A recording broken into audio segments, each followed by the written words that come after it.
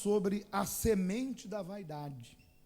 E começa com um texto sagrado que diz: ninguém sendo tentado, diga, de Deus sou tentado, porque Deus não pode ser tentado pelo mal, e a ninguém tenta, mas cada um é tentado quando atraído e engodado, ou seja, seduzido e arrastado pela sua própria concupiscência, desejos. Depois, havendo a concupiscência, que é o desejo concebido, dá à luz o pecado. E o pecado, sendo consumado, gera o quê? A morte. Um detalhe, essa morte, ela tanto é espiritual, no que diz respeito à nossa vida aqui na terra, quanto uma morte eterna. Morte espiritual porque quando a pessoa comete um erro e não há arrependimento, quando a pessoa assume a condição de viver no pecado, então ela está dando as costas para Deus, porque ninguém pode servir a dois senhores. Então, errar é humano. Se a pessoa errou, confessou, se arrependeu, ela vai alcançar misericórdia, ela vai ser lavada, remida pelo sangue de Cristo, embora, dependendo do erro que ela cometer, cada pecado tem uma consequência, ela vai colher, quem planta, colhe, ainda que ela receba o perdão por confessar, por se arrepender e abandonar, ela seja coberta pelo sangue, perdoada pelo Senhor Jesus, mas aquele erro vai trazer consequências, muitas vezes físicas. Se ela cometer um erro, vai trazer consequências para a família, vai trazer consequências para a vida pessoal dela. Ela vai colher aquele fruto do erro. Se for um sentimento que ela não controlou e acabou cometendo a vingança, ou de repente fazendo justiça com as próprias mãos, se ela, tomada por um sentimento, se deixou levar e infelizmente foi infiel, se ela enganou por conta da cobiça ao dinheiro, e ela acabando desejando aquele dinheiro, perdeu o seu senso e sua moral e acabou fazendo coisas erradas, ela vai colher. Deus perdoa, mas não inocenta o culpado. Mas o mais importante, ela vai receber o perdão e vai ter a consciência o quê? Limpa. Agora, o pecado traz a morte espiritual. Quando a pessoa está no pecado, ela não tem forças para falar com Deus, ela não tem ânimo para enfrentar seus problemas, ela não tem disposição para dizer: eu vou vencer, Deus é comigo, eu vou ultrapassar essa barreira, eu vou ultrapassar essa situação. Por quê? Já falamos sobre isso. Porque a minha consciência não me condenando, eu tenho paz com Deus. O Espírito de Deus testifica com o meu espírito. Quando eu estou fiel, Deus fala dentro de mim: meu filho, eu estou contigo, tu vai vencer. Isso vai ser um testemunho, esse problema vai ser honra. Fica tranquilo, confia. Apenas guarda a minha palavra, não olha para trás. Então a pessoa não vive aí desanimada, caída. Deus anima ela, Deus fortalece, Deus levanta ela. Mas quando a pessoa vive na prática do pecado, o pecado suga a energia. O pecado faz a pessoa se sentir fraca, desmotivada, porque ela sabe que ela não tem direitos diante de Deus, que a oração dela não chega a Deus. Então aquilo mata, aquele pecado mata ela por dentro. E se a pessoa morrer no pecado, aí vem a morte eterna, que aí ela não tem como mais voltar atrás. Ela vai viver eternamente separada de Deus, que é o pior dos piores. É a pessoa viver eternamente separada de Deus. Muito bem, continuando diz: Satanás não faz o homem pecar, pois ele não tem esse poder, ponto. Olha, só essa linha aqui já resolveu muitas coisas, já tirou muitas dúvidas. Satanás não pode fazer ninguém pecar, pois ele não tem esse poder. Está aí. Lembra que Jesus falou: conhecereis o quê? A verdade, e ela te libertará.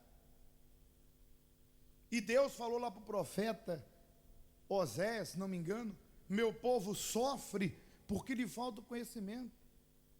O diabo é especialista em vender mentira como se fosse o quê? E fazer com que dentro da pessoa a verdade se torne o quê? Mentira. Ou seja, Satanás sabe que não pode fazer a pessoa pecar. Ele só tenta, sugere, oferece, trabalha na fraqueza, já vamos falar mais à frente. Então, o que ele faz? Ele fala para a pessoa: você é assim mesmo. Isso é mais forte que você. Você não vai conseguir. Deus te entende. Todo mundo faz. E a pessoa aceita aquela mentira, que ela é assim. Como assim? Se Deus disse: o pecado bate à porta, cabe a ti dominá-lo. O desejo é contra ti, mas a ti cumpre dominá-lo. Mas o diabo diz: você é assim. Então ele faz a mentira virar o quê? E a pessoa: é verdade. E ele faz a verdade virar mentira. Qual é a verdade? A verdade é que se você se arrepender, se você obedecer, não tem como a promessa de Deus não se cumprir. Primeira dela: se eu sou a videira e vós o ramo, todo ramo que estando em mim dará muito fruto. Não tem como. Você que obedece, que luta contra a tua carne, que faz a vontade de Deus, não tem como você não dar fruto. Então o diabo faz a pessoa desistir de crer na promessa, ela não guarda a promessa e se entregar à sua fraqueza. Cuidado, o diabo não tem poder de fazer ninguém pecar. Quem decide sou eu, é cada um de nós. Vamos continuar. Entretanto, ele, Satanás, lança a semente de acordo com a inclinação que vê em cada pessoa. As armadilhas do diabo visam atrair, mas o pecado só se concretiza se a pessoa ceder à tentação. Isso ocorre de acordo com o caráter e com a vontade de cada um. A fonte da tentação está na própria natureza humana. Por isso, ninguém está livre do risco de cair na fé, pois todos sofrem algum tipo de quê? De sugestão diabólica, seja homem, seja mulher, pobre, rico, altamente instruído ou analfabeto, jovem, idoso, etc. Qualquer pessoa que não estiver constantemente, olha só, vigiando a si mesmo, será induzido pela própria carne a transgredir a palavra de quem? De Deus, na área da vida em que é mais o quê? Vulnerável. Vamos dar um pausa aqui. Olha que interessante. Veja que o pecado não é ser tentado. O pecado é quando aquela tentação, foi o que lemos no começo, né? Só para repaginar. Ninguém sendo tentado, diga: eu sou tentado, porque Deus não tenta. Mas cada um é tentado e atraído pela própria concupiscência, desejo. E a concupiscência concebida dá luz ao pecado, que gera morte. Então, o pecado não é ser tentado.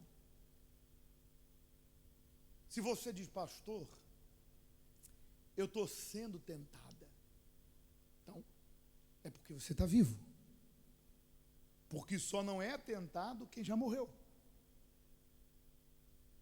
Desde o momento que você acorda até o momento que você deita, tua carne, ela vai receber sugestões vindas pelos olhos, pelos ouvidos, pelo que vê, pelo que sente, emoções, sentimentos. Ela vai receber setas, ataques. E é claro, Satanás ele tem um banco de dados, né? Ele conhece o passado. Então, não custa nada para ele dar uma tentada naquilo que você no passado era escravo. Se era impureza, porque eu não posso falar o sexo, porque o sexo no casamento, consagrado a quem? A Deus, num relacionamento, é abençoado. Mas o diabo vai oferecer a prostituição, a lascívia, a impureza, a pornografia, o adultério. Ele vai puxar o teu passado e vai oferecer a mágoa, vai usar pessoas, sentimentos, pessoas para te machucar. Ele vai, orgulho, ele vai fazer com que alguém fira o teu orgulho, aí ele vai tentar bater na tecla de novo. Muito bem. Mas aí não é esse o problema, porque Satanás está fazendo o trabalho dele, que ele sempre fez e sempre vai fazer. Quando você está dormindo, você é tentado? Não, você está inconsciente. Então, pastor, estou sendo tentada. A pergunta é, você está resistindo? Estou. Você está fazendo a coisa certa. Está vencendo? Estou. Você está no caminho certo. Como disse Paulo, combati, completei a carreira e guardei a fé. Então você é humano, está sendo tentado. Agora, se você está cedendo, se entregando, então aí é que está o perigo. Porque você está, infelizmente, fazendo a vontade do diabo e perdendo tanto os seus direitos como a sua salvação. Agora, vamos continuar aqui para nós falarmos de um detalhe que eu quero mencionar. Aqueles que são permissivos e condescendentes quanto aos próprios desejos buscam agradar o seu ego. O problema é que o ego quer sempre mais, até chegar o momento em que o pecado prevalece e faz a pessoa ficar completamente afastada de Deus. Então, se há algo que deve fazer parte da vida cristã, é a renúncia constante do eu. Porque pensamentos, desejos e inclinações, mesmo que aparentemente pequenos e inofensivos, se forem alimentados, certamente provocarão a queda espiritual quando? Amanhã. É aí que eu quero chegar. Se você está sendo tentada e tentado, mas você é uma pessoa que tem um relacionamento íntimo com Deus, você é uma pessoa que é a sua vida, é a tua vida. Tua vida é a tua vida, teu filho é a dele, teu marido é o dele. Não existe fé coletiva. Não existe. Cada um tem a sua comunhão, cada um tem a sua fé. Pautada na palavra de quem? Pautada na palavra de Deus. Não estou a falar que a pessoa faz o que ela acha, mas ela tem a fé dela, ela tem a comunhão, pautada na palavra de Deus. Então, existem pessoas que elas têm um relacionamento com quem? Na oração, no jejum. Elas vão à palavra pedir a Jesus que fale com elas. Em momentos difíceis, quando elas veem que aquele desejo, aquela vontade está falando muito forte, então elas jejuam para neutralizar a sua carne, vencer aquele sentimento, aquele desejo. Elas não vacilam, elas se desviam do mal, elas se desviam de coisas, de pessoas. Quando vêm sentimentos e pensamentos, elas repreendem no nome de Jesus. Dentro dela elas dizem, está amarrado esse pensamento. Elas dominam sua carne, como diz Romanos, oferecem sua carne como sacrifício vivo. Então, quando a língua coça para falar mal, para jogar uma pessoa contra outra, então vou falar dela para jogar ela contra ela. Então a pessoa, sabendo que aquele comentário, que aquela palavra é destrutiva, e que ela, de uma certa forma, vai fazer o jogo de quem? Do diabo, semeando contenda. Então ela resiste, sabendo que e guarda a sua língua, sabendo que aquele caminho vai lhe derrubar, ela não vai, sabendo que certas amizades vão lhe afastar de Deus, ela foge. Então ela tem um relacionamento estreito com quem? Com Deus. Significa dizer que a carne dela está dominada pelo Espírito. Então ela não se inclina para a carne, porque ela já está inclinada para onde? Você não pode inclinar para os dois lados. Ou inclina para um, ou para o outro. Se você diz, pastor, não consigo, é mais forte, eu quero, mas essa coisa é mais forte do que eu, porque você não tem um relacionamento, você não estreitou tua comunhão com Jesus. Você não está se inclinando para onde? Para o Espírito. De repente, o único momento que você ouve a palavra, que você fala com Deus é aqui na igreja. E olhe lá. Mas quando uma pessoa tem um relacionamento com Jesus, o diabo pode oferecer o que for. Ela vai dizer, obrigado, Satanás. Vai para o inferno, porque eu não quero. E ainda que ela esteja enfrentando um sentimento, ou uma prova, uma luta que quer lhe derrubar, ela usa as armas do quê? Da fé. Ela usa a oração, ela vai a Deus e ela vence. Então, se você está sendo vencido, é porque sua carne está mais inclinada para os desejos, as vontades, do que o teu espírito inclinado para quem? Para Deus. Como é que eu faço isso? Como é que eu venço isso, pastor? Alimente o teu espírito. Fortaleça o seu espírito, que a tua carne vai ficar fraca e você vai vencer todas as vontades e desejos. Amém? Para concluir, podemos dizer que a concupiscência, ou seja, o desejo carnal, é a mãe de todas as iniquidades, pois é ela que faz o ser humano engravidar do pecado.